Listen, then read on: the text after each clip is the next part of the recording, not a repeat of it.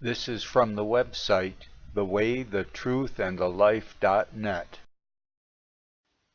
This is Friday, the 20th of February, 2015.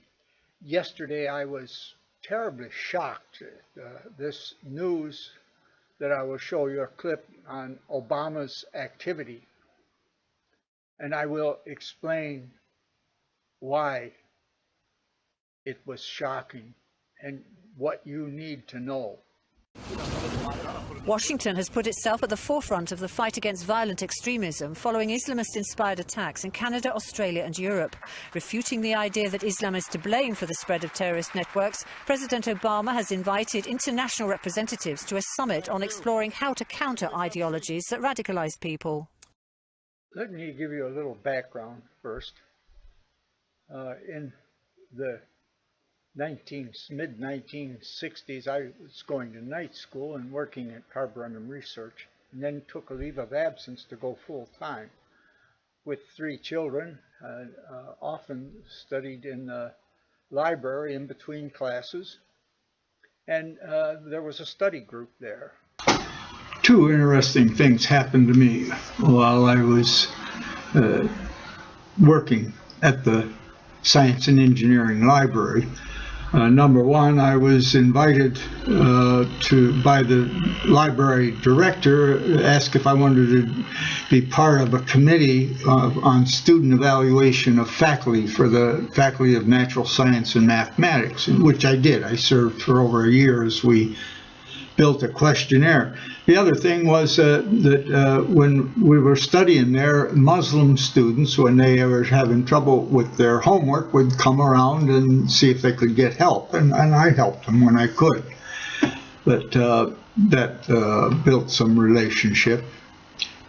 I made a number of Muslim friends in my math classes, physics, and so forth. And had some to my home. They were shocked that I invited them. And I said, why? And they said, well, we're Muslim. I said, well, what does that mean? They said, well, we pray 5 times a day. I said, well, I do too. When I get up, that's my 3 meals, and when I go to bed. At any rate, they were nice, this couple particularly. But as a group, they were not too nice because they would work together with, remember there was an assignment where a research assignment was handed out, and the Muslim group hid the books in the library by taking them out of their proper place and putting them where they knew where they were, which gave them an advantage over the non-Muslim students who had to write a paper on the subject. But at any rate, the rest of the background, that before I was woke up, I taught spoken English the summers of '97 in Lithuania and 99 in Belarus. And then I was, in the spring of 2000, I was in Russia, and I went back in the summer to get married. And this is what happened 2000. That was before 9/11. This is what goes on in Russia. In August 2000, Olga and I were in Moscow to sign for the month wait for our wedding. And it was at this time that one of the Moscow metro, that subway bombings took place.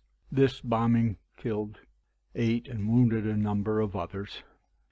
Just horrendous human devastation, people just being torn apart, and to imagine the grief and horror of those who were not directly involved but having to try and help the survivors being brought out bleeding and some dying.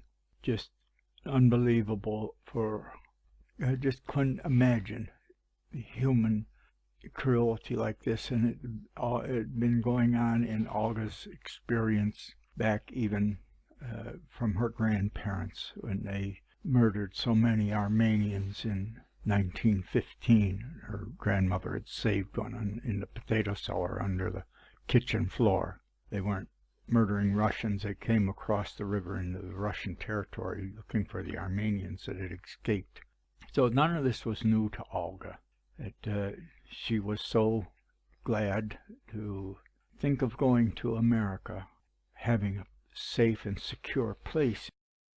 In southern Russia, where we live, at the 1990s, late 90s, the Chechens were coming through. They were killing at the Minbody airport, a few miles away. They had confiscated planes. They had all kinds of horror. It's still going on.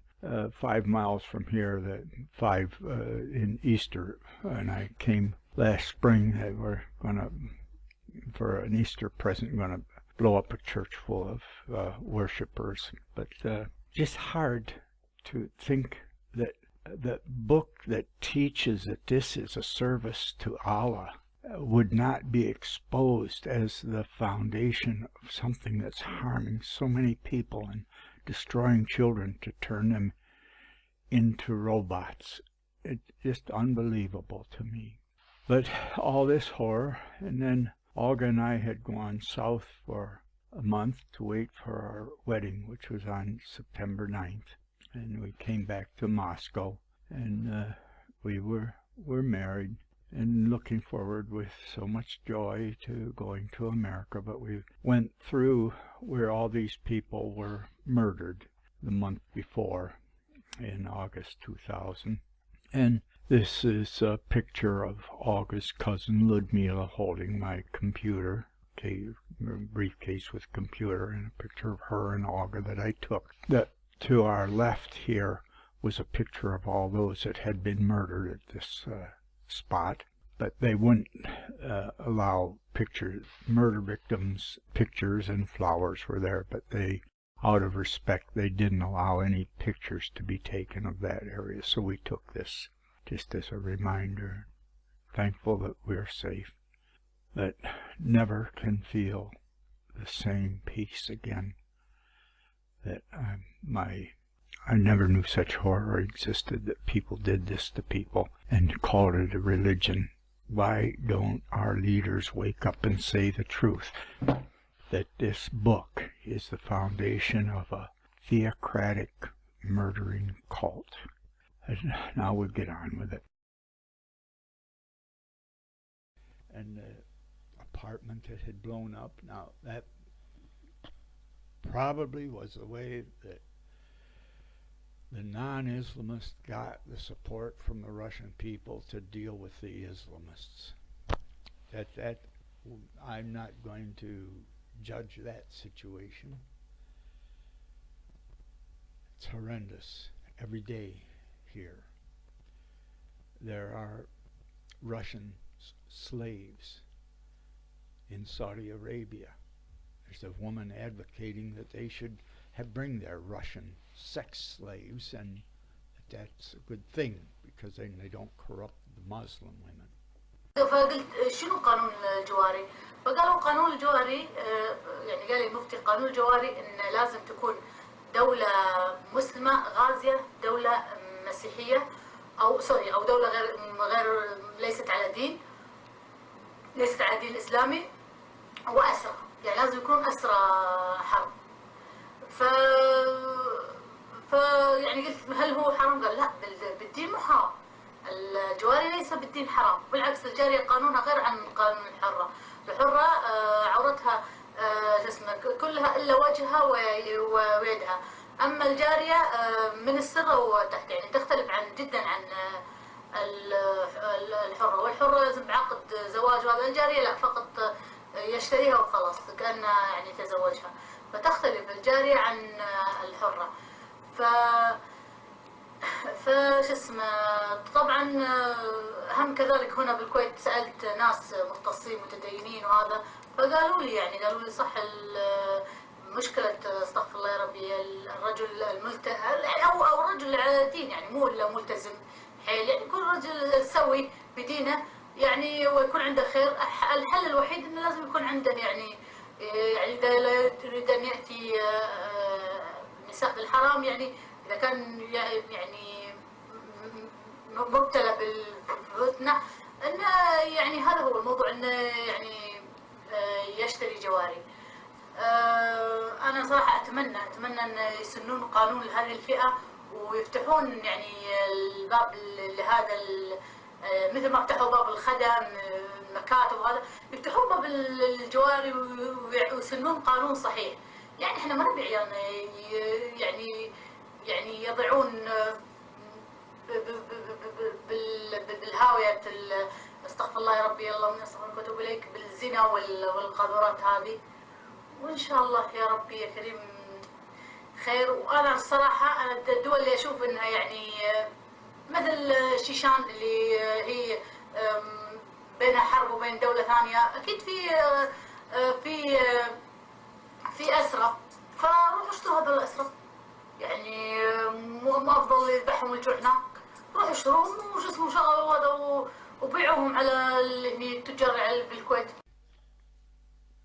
But that's another story. The Russians have the history of seeing their young men come out feeble, being discovered as slaves and just fed enough to be able to do their work but not escape.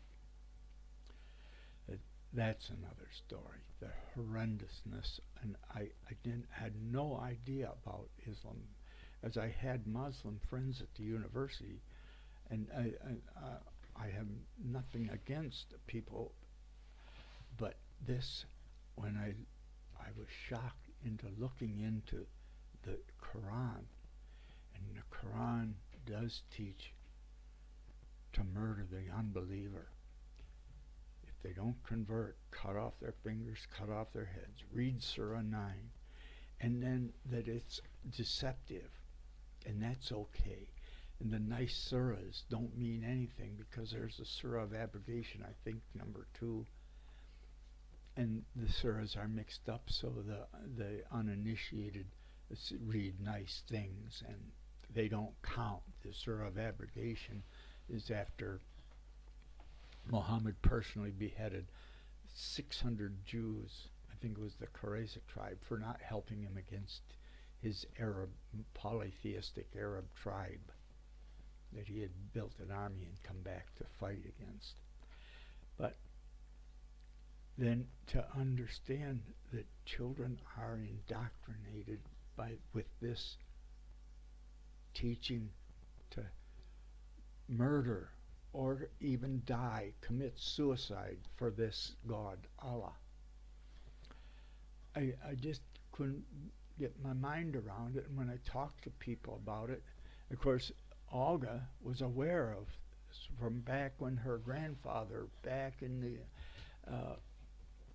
late 1800s, he made wagon wheels in Armenia, and so was delivering one to a Muslim customer, invited in, and her grandfather asked the Muslim, why do you steal from us? Because the farms had to be guarded at night. The Muslims would steal. And the man told him, it's in our book. You owe us. We're not stealing. You owe us. And the same they interpret killing a non-Muslim. They're not murdering. It's in the book. They're serving Allah. They're going to get a reward. But I did discover that this is being indoctrinated. It's so, like, why so many murders in Pakistan? Since I wanted to mention, Olga was so glad to go to America as a safe place, and the next year 9/11, it destroyed something for her, and worldwide, no more place where there's peace and respect and security. That's another story too. Where am I going with this? I studied and I found out Roma came from 1,000 years ago, that when the Muslims were murdering in India and Pakistan and Kazakhstan, They were Indians that had escaped and had fought for generations and pushed off their land and lost any sense of a homeland and drifted into the land of the seven churches, mainly where Christians were, and found safety among the Christians until the Turks came and murdered all the ones that wouldn't convert to Islam and took over the land of the seven churches. That all shocked me. That they was over 150 million murdered in Hindustan, India, and Pakistan. Just unbelievable. I was brought up to that the Catholic Church was the evil corrupter. I need to insert something here that I've learned since the original video was made, that the 700 years that the Muslims occupied Spain and dominated the Christians, they had to supply virgins for the harems every year and this kind of thing, and there were beheadings. But the main thing was the Muslims were a minority. They used the Jewish as their rent collectors, their payoff collectors, their enforcers, and their bookkeepers. The Jews were literate, educated, and could do that, the same as they did for the German lords. But at the same year Columbus discovered America, the Catholics finally, that was the Goths, the Visigoths that had converted from home Christianity, the warlords got the backing of the Catholic Church and made themselves the big alpha males. But the rest of them had to go to the Alps, and that's where you get the Amish and Mennonite from. But that's a whole other thing. For 700 years, the Jews were their rent collectors and enforcers. And when the worldly Christian Catholic Church took over, they forced the Jews to either convert, or that was the Inquisition in Spain. So the Jews were rescued. Turkey sent ships. They went to North Africa, and they were there until 1948. There were 500,000 Jews in Turkey till 1948. The Muslims weren't against the Jews. Then they're against the Jews because they took the Holy Land back from the Muslim occupation. But of course, they won't say anything about the land of the seven churches, where they exterminated the native Christians and the few Armenians left that look at the original map in the Byzantine Empire. But that's another thing. The point is, the narrative of the bad Catholic Church, it's got its own problems. It's a worldly Christianity. It murdered the home Christians around the Black Sea. Well, the Romans did first, and then, but the Goths kicked their butt. That was a couple of hundred years after Christ. They came down, and all them home farm churches, the Goths converted to Christianity. But that's a whole nother story.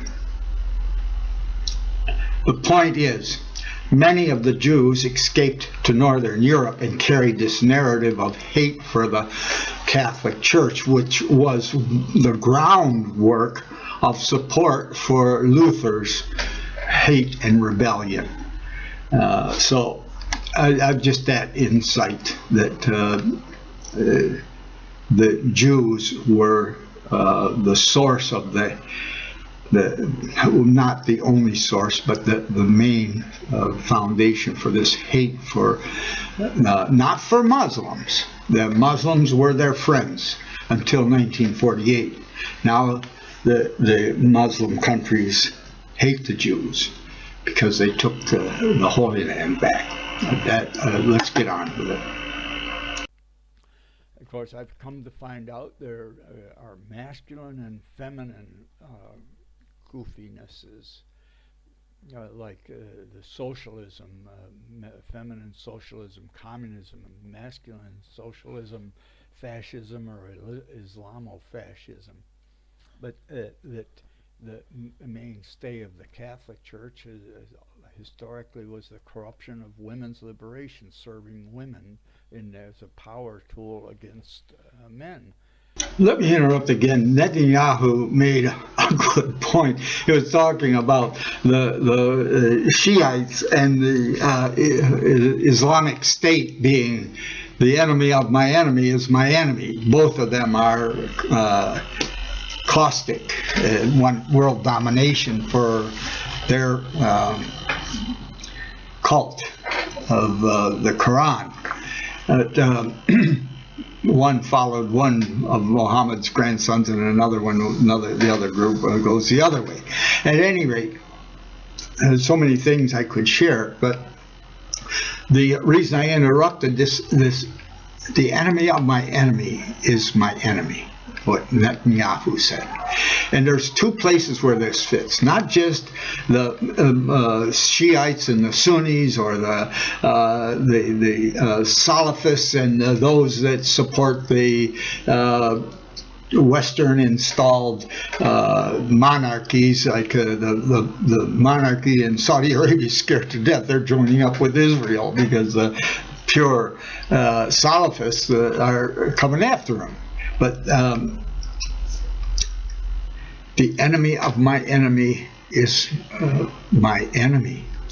If you're talking about healthy homes that respect children's rights to life and the children's rights to a healthy million nursing bond foundation, there's good parts in Islam where they respect the children's rights, but the man doesn't have to. The children and women are of second class as far as their rights go. But it's the man is the enforcer, supposedly serving good. But the enemy of my enemy is my enemy. Whether it's Sunni versus Shiite, it's also alpha male versus the women's liberationist, homosexual liberationist, pro-abortion, modern world that is causing autism and destroying the home, destroying respect for men. They don't have to use the churches anymore. They can just call up the local police and have their husband arrested because, say, he's hollering at me. That's the way it is in Kenmore. But a woman can scream at her baby and neglect it, and you can't get her. And I'm telling you, I've personally witnessed this. Some of the narratives that are so stupid today and what Obama's doing. I've got 2 black grandchildren. I paid $5,000 back in the early 90s to bring them from Haiti. And I've had black friends all my life. This narrative, I have relatives that people that fought and died to free the slaves. The white males were as much under domination of the landowners as the black people were. And a goofy part of this is the origin of slavery, of selling the black people to bring them to America, was Islam. It was Muslims, and it's still going on in Islam today. Wake up. Let's get on. But this hate, corruption that Obama is sowing, and it just breaks my heart. I lived in an area where they had what they called some underground, that bringing black people up through New York, and they could escape to Canada or stay in New York. At any rate, let's get on with it. The enemy, when it comes to respecting children's rights, the enemy of my enemy is my enemy, whether it's the alpha male or the dominated liberated male who doesn't want any domination, and the female liberation, that they work together for homosexual rights rather than children's rights. They'll work for abortion rights rather than children's rights. But that's what I wanted to interrupt about. They don't need it now in America. So the Catholic Church is going down, but that's another story too.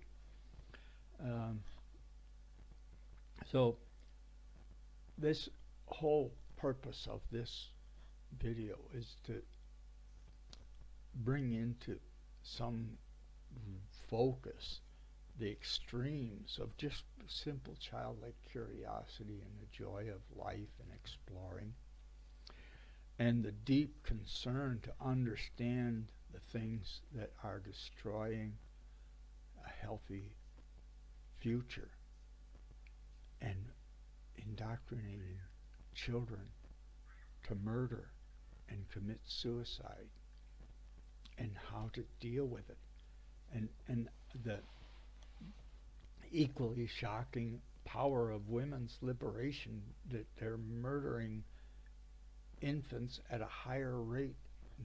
There's no comparison. Well, it's true that Islam has murdered over 200 million in its 1400 years.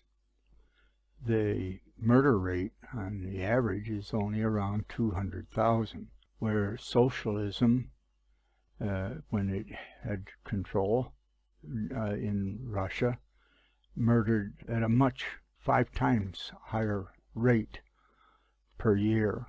And Islamofascism, the Muslims helping the Nazis kill, 10 times worse than communism. But look at abortion, the annual murder rate by abortion, 50 million a year. What is more hazardous to healthy life? Of course, Islam is terrible. It's conscious adult, but so is the extremes of feminine socialism and masculine Islamofascism. But let's find a way to protect children, that they're raised in a healthy home, that it's a crime to have children by accident and then murder them. But that's another thing. Let's get on with it. Socialism is much more deadly than Islam, and whether it's Nazism or communism, the hatred for the class structure, hatred for the haves and the have-nots, and the power and the not power, and the would-be power. But on one side of feminine domination, in communism, on the other side of masculine domination. And it turns out the Catholic Church ends up in the feminine category of socialism. And that's where it comes to worshiping the Mother of God. That's another story. The evil of Islam was not part of my education. I didn't understand it, and I studied Spain and realized, and here, because the Catholic Church was demonized. I grew up in a Lutheran farm area, German background, farm, and my background was Swedish. But the corruption of Christianity by the Catholic Church was the main evil in that world. Nothing about Islam. And the demonizing the Catholic Church, then what did they call it when they took back Spain and they had the Inquisition and forced them to convert back to Christianity. If they'd converted, and forced the Muslims out, and forced the Jews, who had been the servants of the Muslims between the Christians and the Muslims and doing their dirty work, and forced them to convert to Christianity, or sentenced them to death. But all the brutality was learned from 1,000 years of domination by the Quran, and the beheading, I went to Paraguay and Mexico, and here's these men. It's easy for them to kill somebody else, beheading. And men, very many, more than one wife. They have just another apartment for if they have the money to afford it. But that's just the leftover from Islam. Spain was dominated by Muslims for 700 years. It was forced out the same year that Columbus discovered America. So what you have then, after the Inquisition had forced out Islam and taken back over the cathedrals that they had co-opted,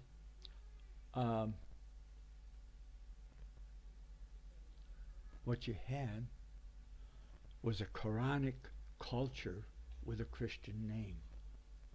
Multiple wives, beheading, and a class structure.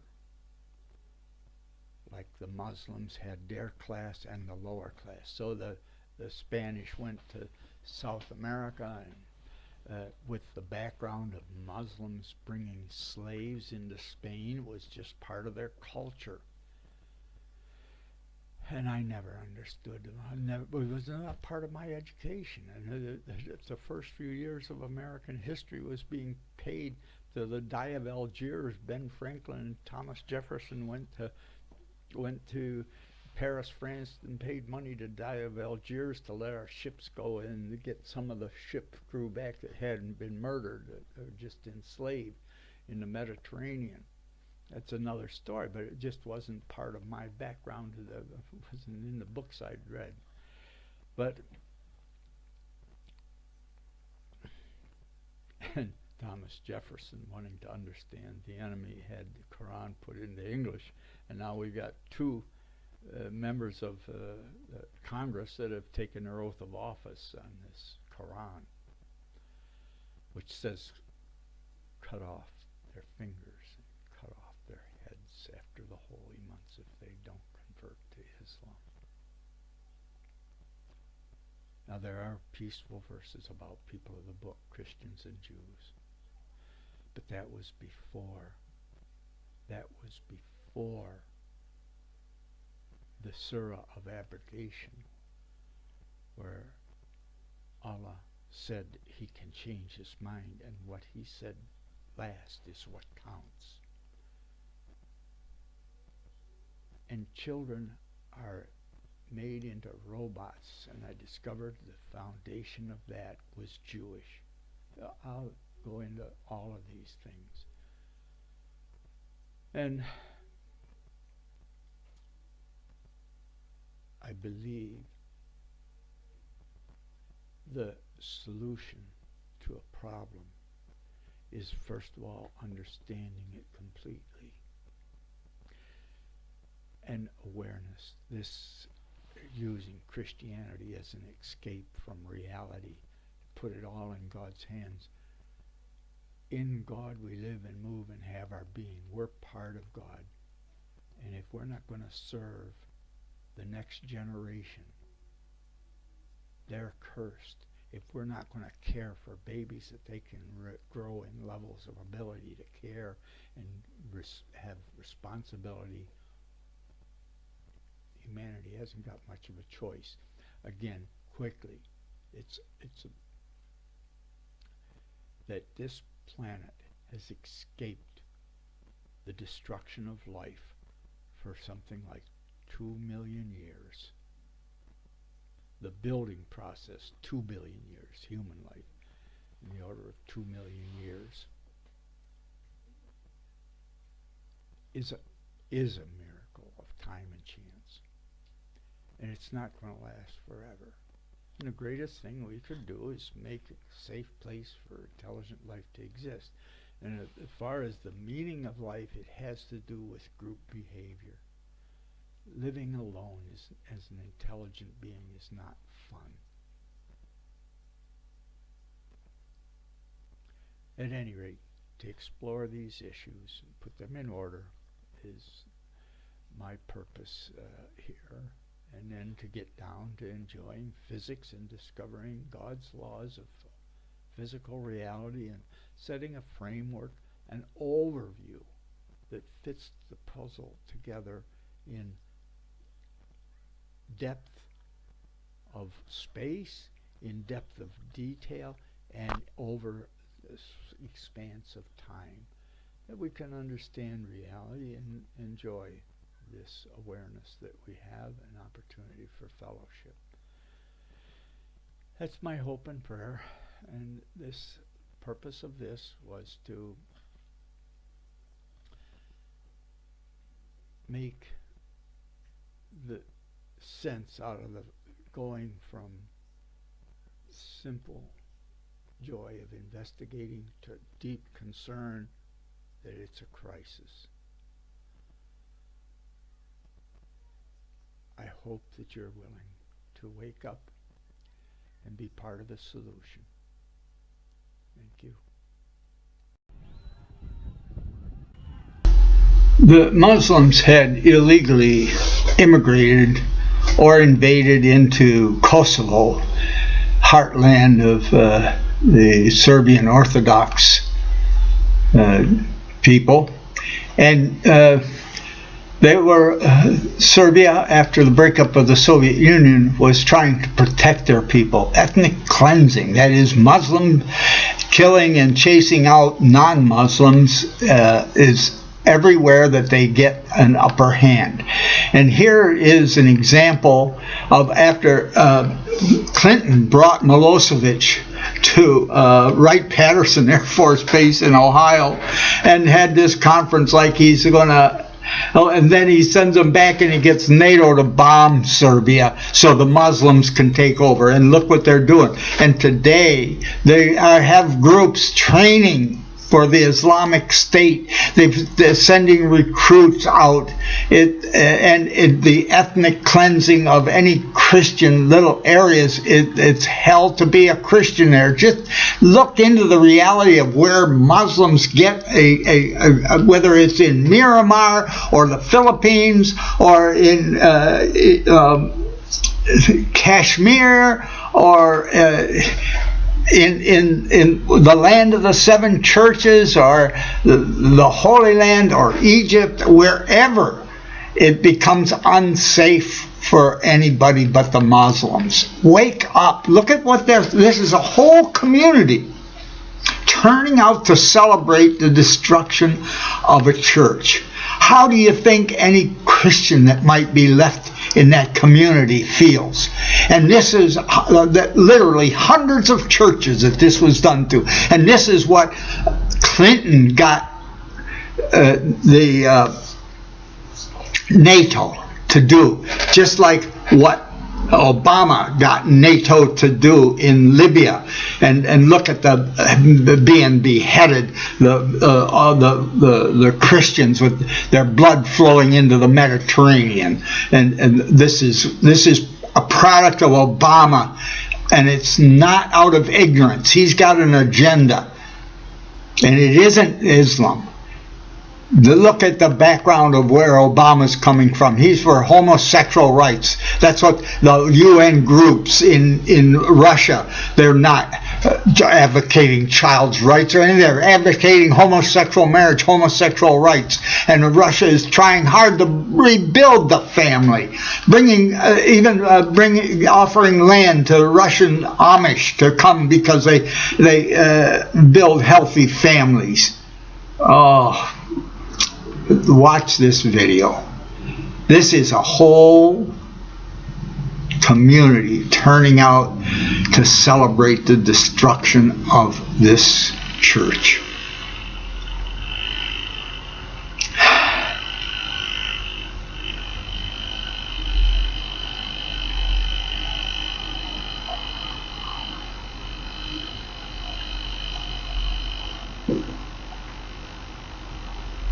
Now you'll hear the crowd, men, women, and children cheering as the crosses are torn down and the church is burned.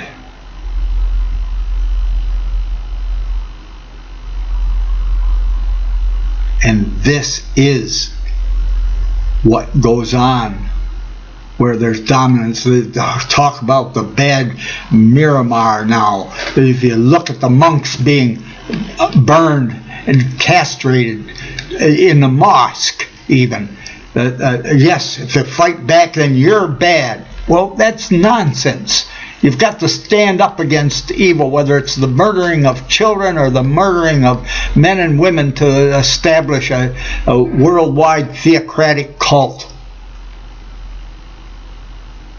Got to make it a safe place where we understand how the alpha male dominance, by God's laws, this was what made babies, and it was the alpha male dominance and the woman who made herself sexually appealing that went along to get along and was attracted to the invader. Why do the great apes care for their babies, the mothers, and not kill them? And why? What was the value of Abraham? Don't sacrifice your children. And then Obama degrading the Bible because after they came out of Egypt, they destroyed the child sacrificing cultures. Men, women, and children. Yes, they tried to make it a safe place for children by destroying the cultures that taught hate and killing and sacrificing their own children, as well as killing the ones who didn't do child sacrifice, who wouldn't worship their god Moloch. Wake up. Look at what's going on in the world. This is not strange. This is not some fanatic out there, one weirdo or something that they're choosing as an example that make us submit to this, what Obama is doing. This is a whole culture, men, women, and children. And it is founded in the Quran.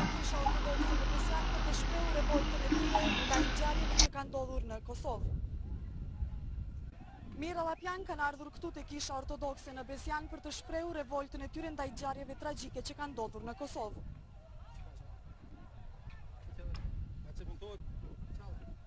Mira protestues Llapian kanë dalur këtu te Kisha Ortodokse në Besian dhe e dogjën atë për të shprehur revoltën e tyre ndaj ngjarjeve tragjike që kanë ndodhur ditë më parë në Kosovë.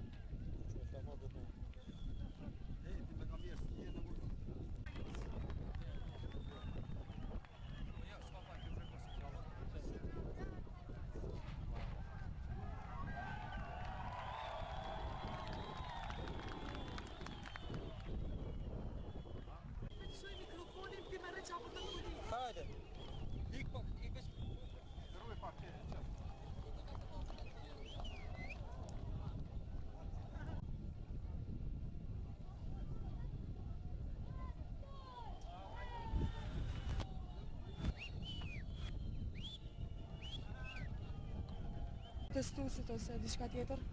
Gjithçka kena mujt, i kena marrë, mos atë sigurisht për rrugë, kena siguruar rrugën, po tash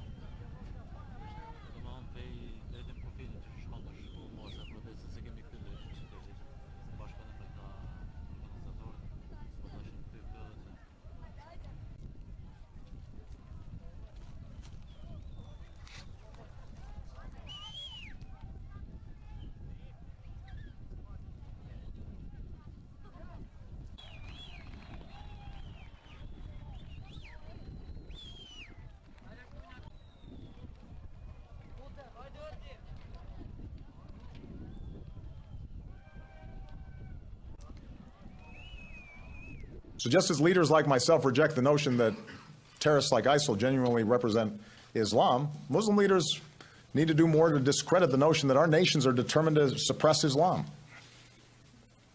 that there's an inherent clash in civilizations. No religion is responsible for terrorism. People are responsible for violence and terrorism.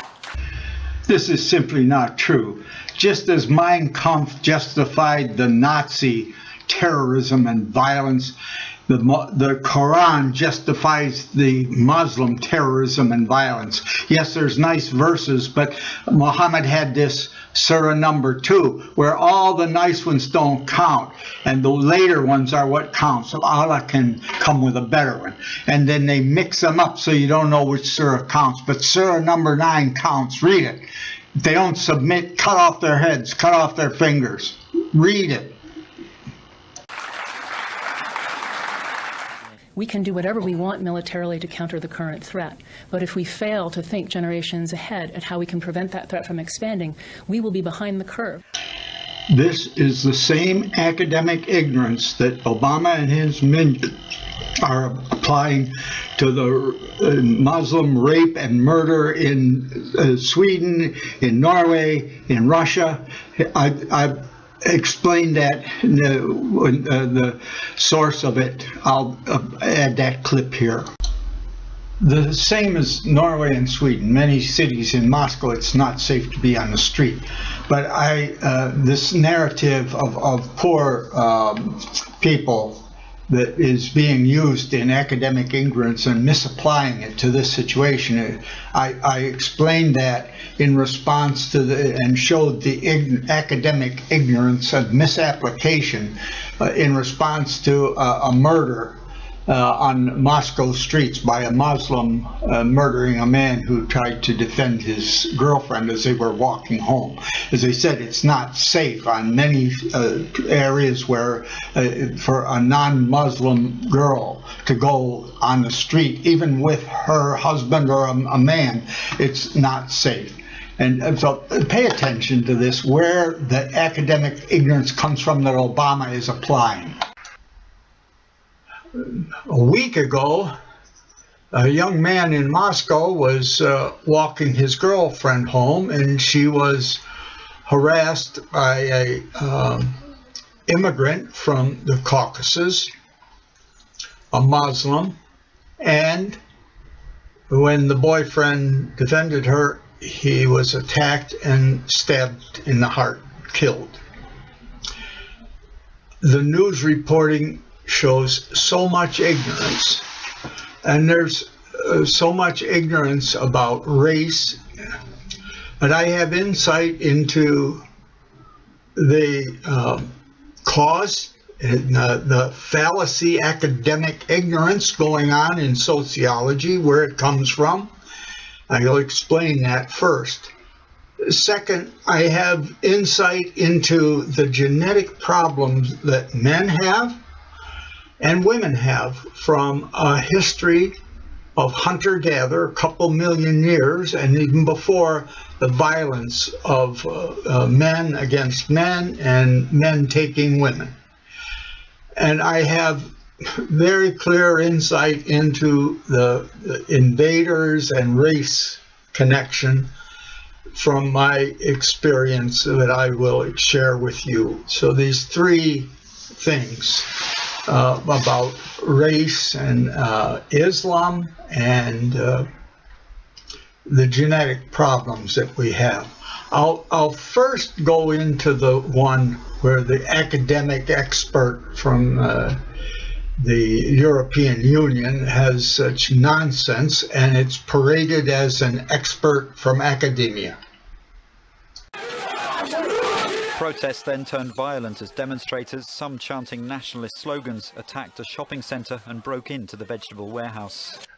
Natalia Marshalkovich speaks with the head of the Migration Policy Institute in Berlin, Olga Gulina. She says murder in the streets of Moscow, whether or not immigrants are involved, are common. But this one triggered such a strong reaction. The protest almost turned into a pitched street battle. Why is that? Of course, unfortunately, we're like other countries such as France, Sweden and Britain, where similar things have happened when it comes to problems with immigrants, and this turned into a riot. Why right now, no one can answer that, but we were expecting it. For instance, in July, we had the same thing in the city of Pugachov, not far from the Saratov-Volga region, rioting with a lot of people involved. Now it's come to the capital, Moscow. This is where the academic ignorance starts. I think it will get worse because policies haven't changed and conditions haven't improved. Relations between local populations and immigrants are not at the level they should be. This is where she makes the Russian authorities and the authorities in other countries the guilty ones.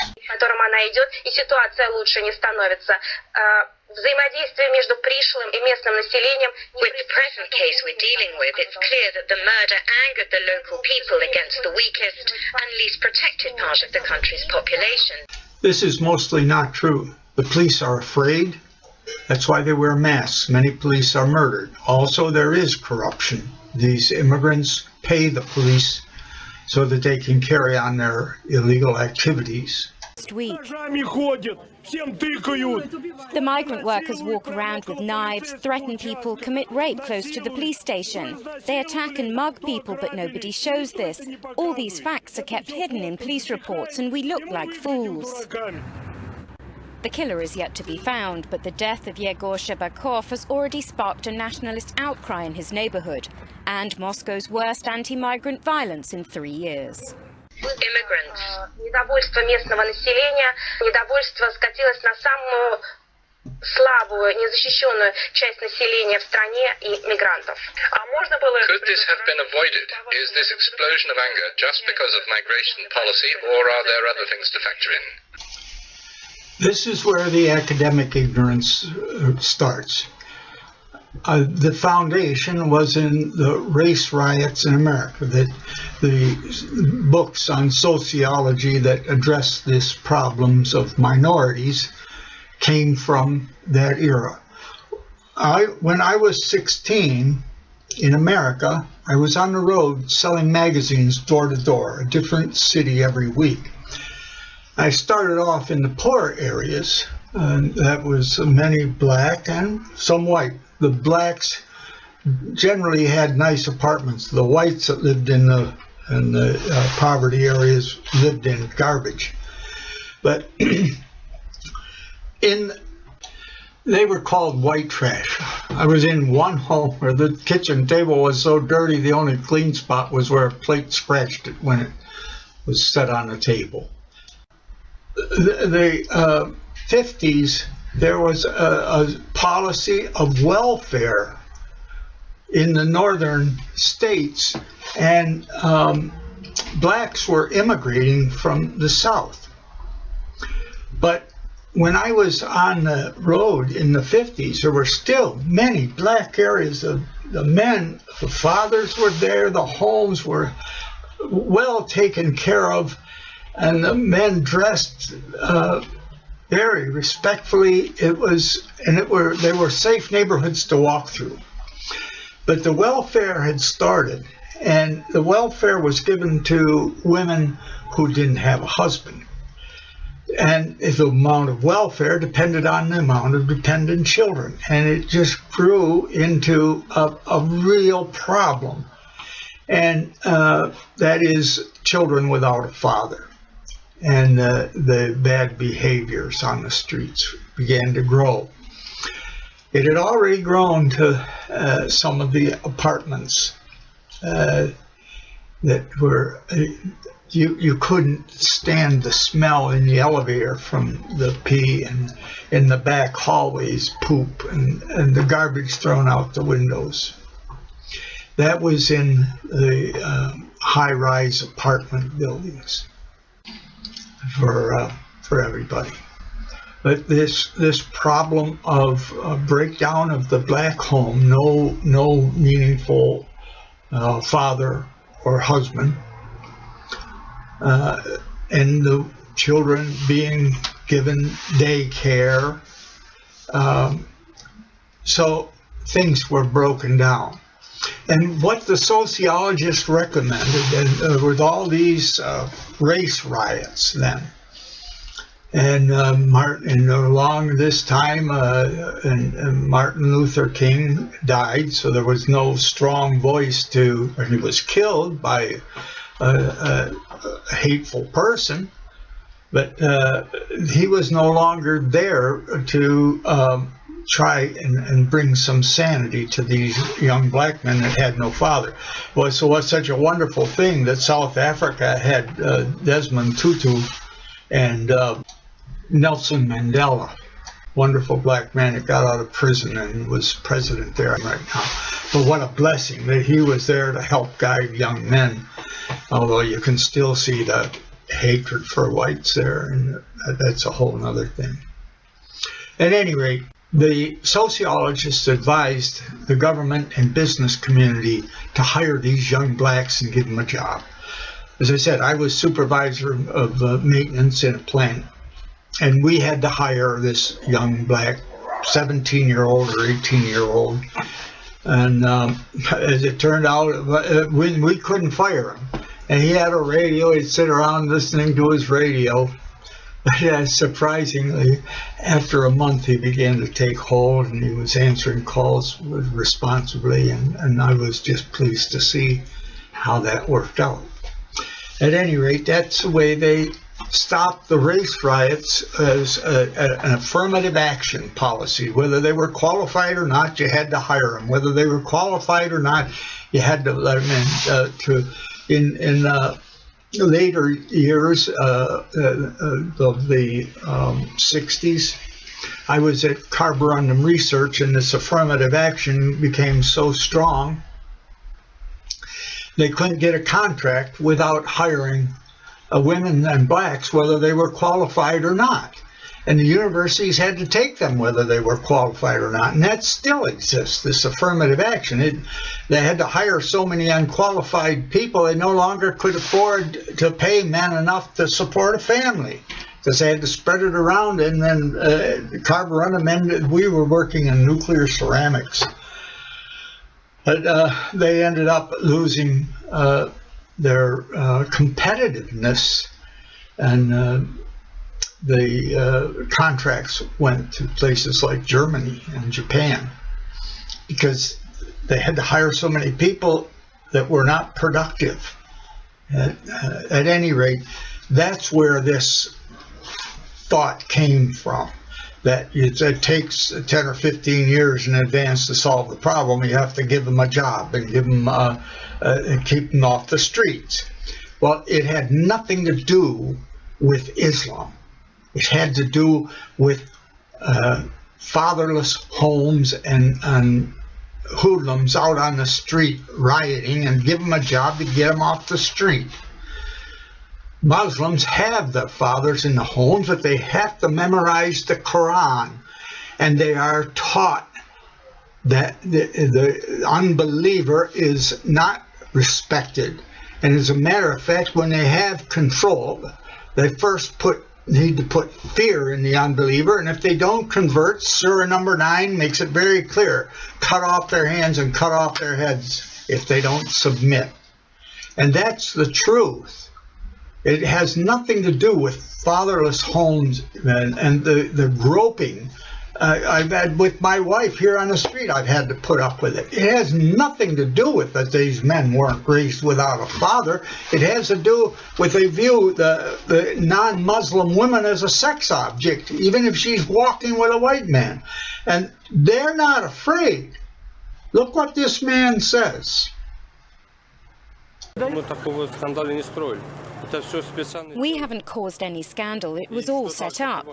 They shout and scream telling us to leave. Do you think that would change anything? It wouldn't change. It would only be worse. Pay attention to international news. Every day there's 4, 5, 6 cases of mass murder in the name of Islam. What he's saying is, we're coming. We've reached that stage. We're not trying to hide our violence. It's meant to show you need to be afraid. And these foolish Russians don't understand. and they're just going to make it worse for themselves. Now, the 5 a day was 2013. Look at my website on Islamic alarms for 2014. In the spring of 2014, with the rise of ISIS, the number of terror incidents, Muslim-related incidents, went up as high as 50 a day. It's so hard. I'm trying to finish. This is 2015. I wanted to at least finish the charting all that was shown for the daily news for the complete year of 2014, and I'm still in November 2014 working when I have time. But look at the reality here, that Islam is growing, and it has a document that the children have to memorize. It says it's straight from Allah. And if you say anything bad about their prophet that was a pedophile, had sex with a 9-year-old, had all kinds of women, killed men, beheaded over 600 of the crazy tribe, wake up, please, and help the Muslims get rid of this evil book. Наверное, можно, но каждый шаг в области миграционной... It might have been avoidable, but every action in migration policy has to be taken 10 to 15 years in advance. That's to say that what we do today, we're only going to see the effect of in 5 or 10 years' time. We're seeing today in Russia the results of actions taken 10 or 15 years in the past.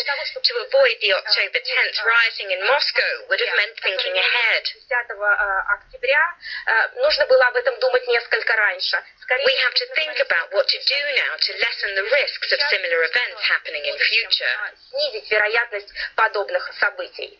What has to be done? Can we draw on other countries' positive experiences? На самом деле, опыт, конечно, существует. Of course there are some. There's advice given in 1968 by a well-known American sociologist. There it was, the 1968 sociologist model in academia that came out of the American experience. It has nothing to do with Islam. There's advice given in 1968 by a well-known American sociologist who proposed 4 models of cooperation between local and immigrant populations. The 4 concepts are integration, assimilation, segregation, and marginalization. The results will depend directly on which model any country chooses. Каким оно путем выбирает взаимодействие между местным и пришлым населением, такой результат она и получает. Russia, I think, is repeating the same mistakes France made when it chose a policy of marginalization, one by which the already established population and the immigrant population live completely separately from each other. She just doesn't understand. The 2005 riots in France were part of Islam. It wasn't just France. There were cars burned all over Europe and Russia. Here in our little city in Russia, in southern Russia, there were cars burned in sympathy. It's on purpose to put fear in the non-Muslims. The police were willing to go and enforce the law and chase the criminals. In Germany, in many cities, my German friend says the police won't even go into Muslim areas anymore. Then they let them do their crime against each other and use Sharia law. And that includes the honor killing of young women, Muslim women, for getting involved with non-Muslim boyfriends. The immigrants contribute to the country's wealth, but are left out of the country's social life. I'm sorry, but this woman is talking like a fool. The prime example, Muslim countries, and the head of Islam, Saudi Arabia. It's against the law for non-Muslims to enter the 2 largest cities. Another example is Germany, which has an absolutely different policy. It's trying to organize deep assimilation of immigrants into the local population. Обеспечить как можно более тесное, глубокое проникновение местного и пришлого населения. Большое спасибо, Ольга. Mecca and Medina. Muslims, it's against the law to carry a Bible. They raid homes if they think that people are studying Bible there. They do not want to integrate with non-Muslims anywhere. What is the matter with her? Here in the North Caucasus, the non-Muslims are immigrating because it's not safe. They've already look at the number of non-Muslims that have moved out of Dagestan, Chechnya, and so forth. In Chechnya, they let the Chechens come back. Stalin, when they were supporting Hitler, the Muslims helped Hitler. They worked together. Some of the strongest, the largest murdering Waffen-SS group was a Muslim group. That's a whole other thing. The Chechens, because they were supporting Hitler and killing Jews, they were Stalin didn't kill them like he did ethnic Russians. The Chechens, he moved them to Siberia, and after the breakup of the Soviet Union, they let them come back. But like a Chechen woman said, my grandfather killed Russians, my father killed Russians, and my husband killed Russians, and I'm raising children to kill Russians. And with their birthing policy, as the Turkish general said, we don't have to fight jihad in Europe. We're going to ride the Democratic bus. They have a birthing policy, just like in Gaza. They've increased their population 5 times since 1948. I have nothing against a Muslim, but Islam is a theocratic murdering cult. If you read the Quran, that's what these young children are taught to memorize. That's why they'll put on a suicide belt and go kill themselves and other people in a school or a restaurant or anything, and their mother will get elected to the Palestinian legislature for sending 3 of her sons off to murder children in restaurants and schools. But the violence came even though the murdered man's girlfriend had reportedly opposed the protests, saying she didn't want inter-ethnic conflict to be inflamed. This brings up the next point, that the women are attracted to the invader. Across the city, police have been put on alert. Russian investigators have detained a suspect in the murder of a Russian man that set off race riots in Moscow last weekend. Investigators said a 30-year-old suspect named Orkan Zainalov, a native of Azerbaijan, had been detained in a town outside Moscow. A police spokesman said Zainalov confessed to the crime in an informal conversation with officers escorting him to Moscow. Police did not say what evidence pointed to his involvement in Saturday's stabbing. Zainalov was presented to Vladimir Kolokольtsev, the Russian Minister of Internal Affairs. Moscow police, meanwhile, detained 276 people who were protesting against Saturday's stabbing, which raised tensions between ethnically Russian people and natives of the predominantly Muslim Caucasus region of Russia, many of whom have migrated to major Russian cities for work. The girlfriend said the immigrant assaulted her boyfriend after trying to harass her.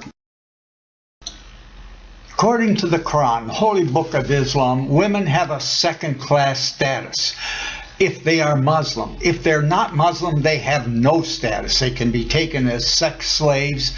They can be forced to convert to Islam. They can be killed if they don't convert to Islam. Or if they're people of the book, Christians or Jews, they have to pay protection money in order to live, a second-class citizenship. Now, look at this, what's going on in England. There's these Pakistani immigrants, what they're doing to the teenage girls. This rundown guest house in Oxford was one of the places where girls were regularly taken to be abused and sold as part of a brutal trade in young lives, and the shocking violence also inflicted on them. Today's report says too often the authorities simply looked the other way. This young woman, whose identity is protected for legal reasons, was just 13 when she was first exploited. My mother would say she's been with older males. That was not enough for them to do anything about it. We were just troublesome girls, probably a bit gobby, a bit aggressive, and they just didn't want to know. Do you deny any of the allegations put to you? It was 2 years ago that 7 men were finally convicted of sexually exploiting and trafficking her and 5 other girls. Today's Serious Case Review says the extreme nature of what happened in Oxfordshire should have led to action by the authorities sooner. There were repeated missed opportunities and many mistakes were made.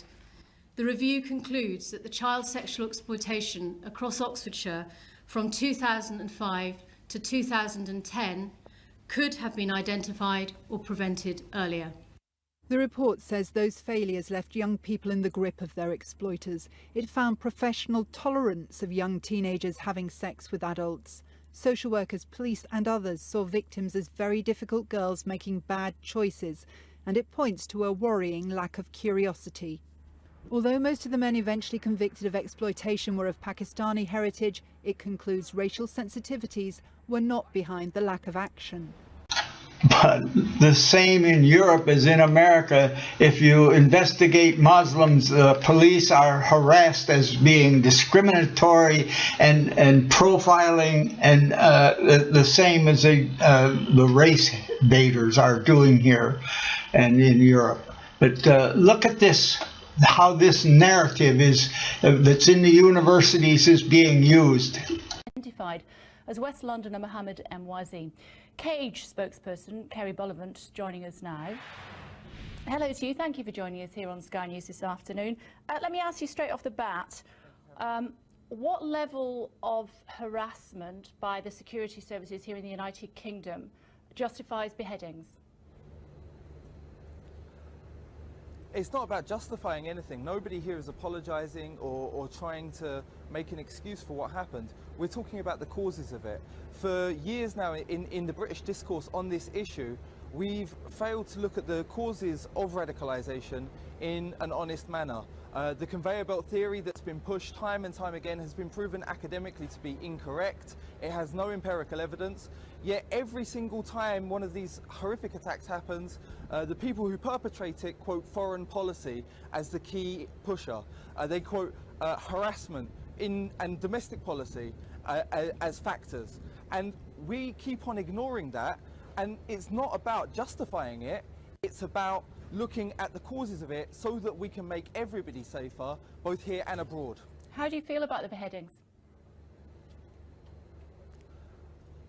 To be frank, I'm kind of appalled that you would ask me that question. Muslims are human beings as well. Don't be appalled. Just answer the question if you would, please, sir. I am. Muslims are human beings as well. We are shocked when we see beheadings. We're shocked when we see barrel bombs. We shouldn't have to justify our humanity by saying that I'm shocked by something as brutal as this. I campaigned, both behind the scenes and publicly, for the release of Alan Henning. So your question is inherently Islamophobic and racist. Nonsense. Get over yourself. Who's responsible for these beheadings? The man who cut off their heads, and if you take that back a step, the people who potentially helped in his radicalisation. In this case, the security services. So you feel that the security services here in the United Kingdom are in some way or in some part responsible for the beheadings now being carried out by Jihadi John and others?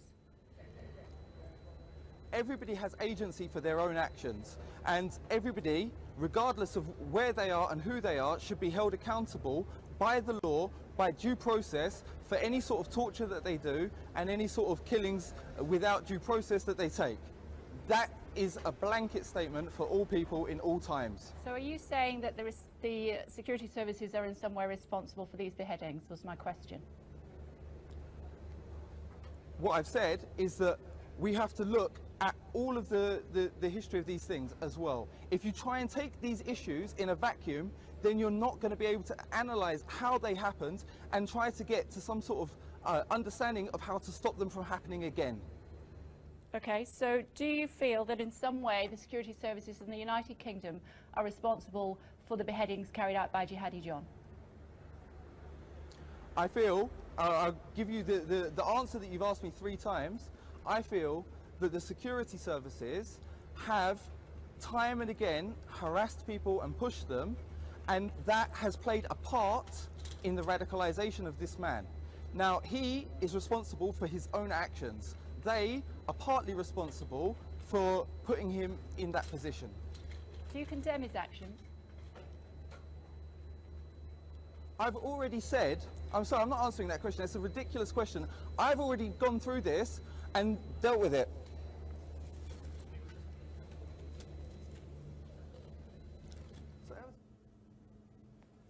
Joining us now from central London is Shiraz. Despite what was happening here on the streets of Oxford, today's report says it found no evidence of willful neglect by the organisations. It also says top managers weren't told what was going on. But this mother insists she wrote to senior council officials and others asking for help for her daughter. I was regularly either corresponding at a senior level or copying the Director of Social Services in on letters I was writing to the likes of the Prime Minister and to local MPs, trying to get appropriate help for my daughter. That was 10 years ago. Now Oxfordshire social workers and police insist they work together to identify children at risk. That young girls are attracted to the invader is a genetic characteristic that led to who has babies.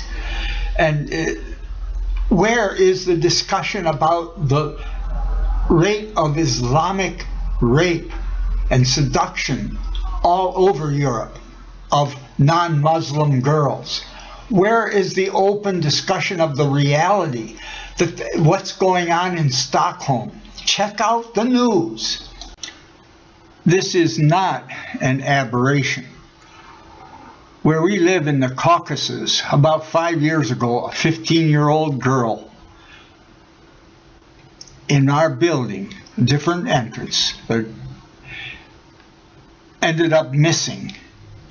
They found her a couple years later. They found her bones about 80 kilometers away in a Muslim area out in the woods. It's not an imaginary fear-mongering thing. It's human nature and a book that says you don't have to respect non-Muslims.